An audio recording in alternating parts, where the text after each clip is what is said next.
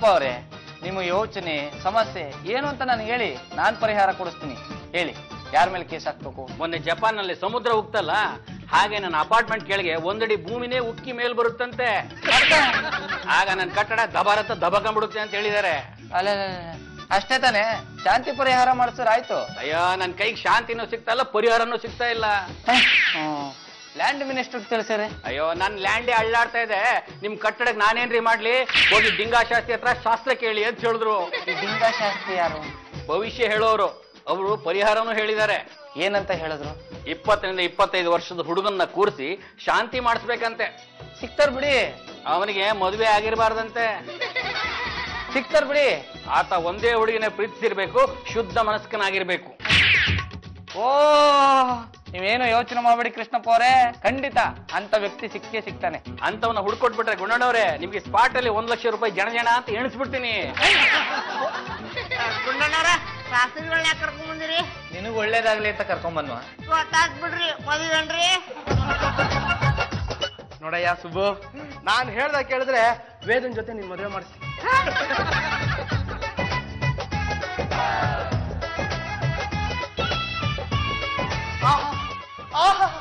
ಪ್ರೇಮ ಅಂದ್ರೆ ಇದು, ಪ್ರೇಮಿ ಅಂದ್ರೆ ಇವನು ಮೈನಲ್ಲಿರೋ ನರನಾಡಿಗಳೆಲ್ಲ ವೇದ ವೇದ ಅಂತ ಇದೆ.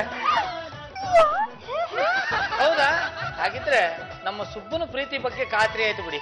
ಗುಂಡಣ್ಣವ್ರೆ, ನಿಮ್ಗೆ ನಾನು ಯಾವ ರೀತಿ ಥ್ಯಾಂಕ್ಸ್ ಹೇಳ್ಬೇಕು ಅಂತಾನೆ ಗೊತ್ತಾಗ್ತಾ ಇಲ್ಲ. 1 ಲಕ್ಷ ರೂಪಾಯಿ ಥ್ಯಾಂಕ್ಸ್ ಹೇಳಿ ಸಾಕು.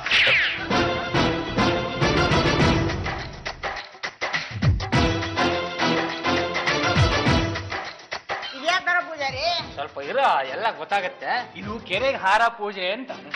ಕರಿಗಾರ 3 ಸಲ ಗಂಗೆಯಲ್ಲಿ ಮುಳುಗಿಸಿ ಮಂಗಳಾರತಿ ಮಾಡಿದ್ರೆ ದೋಷ ಪರಿಹಾರ ಆಗುತ್ತೆ, ಊರಿಗೆ ಒಳ್ಳೇದಾಗುತ್ತೆ. ನಾನು ಮುಳುಗಕ್ ಬರಂಗಿಲ್ರಿ. ಯಾಕೆ ಯೋಚನೆ ಮಾಡ್ತೀಯಾ? ಮುಳುಗ್ಸಕ್ ನಾವಿಲ್ವಾ?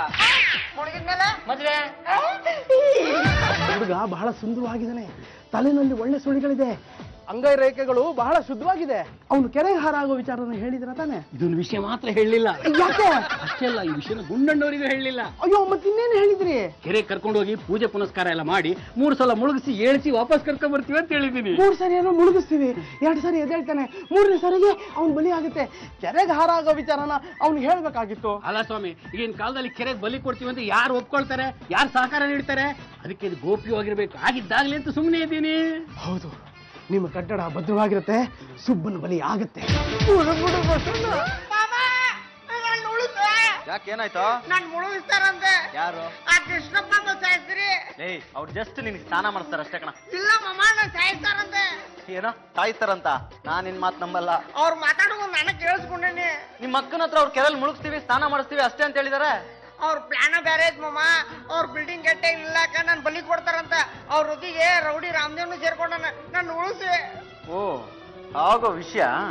ಏ ಕೃಷ್ಣಪ್ಪ ಅವ್ರೆ, ಶಾಸ್ತ್ರಿಗಳೇ, ನಿಜ ಹೇಳಿ, ಇವನನ್ನ ಕೆರೆಯಲ್ಲಿ ಮುಳುಗಿಸಿ ಎಪ್ಸ ಕರ್ಕೊಂಡು ಹೋಗ್ತಿದ್ರೋ ಇಲ್ಲ ಬಲಿ ಕೂಡ ಕರ್ಕೊಂಡು ಹೋಗ್ತಿದ್ರು? ಅದು ನಾನು ಹೇಳ್ತೀನಿ. ಇದ್ರಲ್ಲಿ ಒಂದೇನು ತಪ್ಪಿಲ್ಲ, ಎಲ್ಲ ಕೃಷ್ಣಪ್ಪ ಅವರು ಹೇಳಿದ್ದು. ಎಲ್ಲ ಶಾಸ್ತ್ರಿಗಳೇ ಹೇಳಿದ್ದು. ಏನಂತ ಹೇಳಿದ್ರು? ಮದುವೆ ಆಗದಿರೋ ಹುಡುಗನ್ನ ಕೆರೆಗೆ ಹಾರ ಕೊಟ್ರೆ ನಿಮ್ ಬಿಲ್ಡಿಂಗ್ ಉಳಿಯುತ್ತೆ, ಊರಿಗೆ ಒಳ್ಳೇದಾಗುತ್ತೆ ಅಂದ್ರು. ಹೇಳಿಸ್ಕೊಂಡೇನೋ? ಇಂಥವ್ರಿಗೆ ನಿನ್ ಕುಮ್ಮಕ್ಕ? ಲೇ, ದಾರಿ ದೀಪ ಅಂತ ಕರ್ಸ್ಕೋತೀಯ, ಇಂಥ ಮೂಢನಂಬಿಕೆಗೆ ಸೊಪ್ಪಾಗ್ತೀಯಲ್ಲೋ. ಲೇ ಪರಮ, ದಯವಿಟ್ಟು ನನ್ನ ಕ್ಷಮಿಸ್ಬಿಡ. ಇವರು ಪಡವಲಕಾಯನ ಕರ್ಕೊಂಡೋಗಿ ನೀರಲ್ಲಿ 3 ಸರಿ ಮುಳುಗಿಸ್ತಾರೆ ಅಂದ್ರೆ ಹೊರತು ಬಲಿ ಕೊಡ್ತೀನಿ ಅಂತ ಹೇಳಿಲ್ವಾ? ಮುಳುಗ್ಸೋದೊಂದು ಎಂತ ಕೆಲಸನ? ಅಕ್ಷಮ್ಯ ಅಪರಾಧ ಆಗತ್ತಾ? ಇವರಿಬ್ರು ಹೇಳಿದ್ದೇನೆ ರೆಕಾರ್ಡ್ ಮಾಡ್ಕೊಂಡಿದ್ರೆ 10 ವರ್ಷ ಜೈಲ್ ಶಿಕ್ಷೆ ಕೊಡಿಸ್ಬಿಟ್ಟಿದೆ. ಜೈಲ ಬಿಟ್ಬಿಡಿ ಸ್ವಾಮಿ.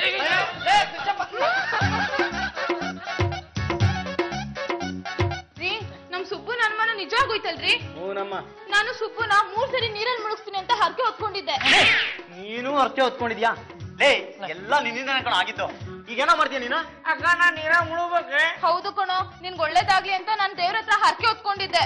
ದಾರಿದೀಪ, ಕೆಟ್ಟ ಕೆಲಸ ಮಾಡಿದ್ದಾಯ್ತು. ಈ ಒಳ್ಳೆ ಕೆಲ್ಸಕ್ಕಾದ್ರೂ ಏನಾದ್ರು ತಲೆ ಉಪಯೋಗಿಸ್ತೀಯೋ? ಲೇ ಪೆದ್ದ, ಈಗಾಗ್ಲೇ ಒಂದು ಐಡಿಯಾ ರೆಡಿ ಇದೆಯಾ?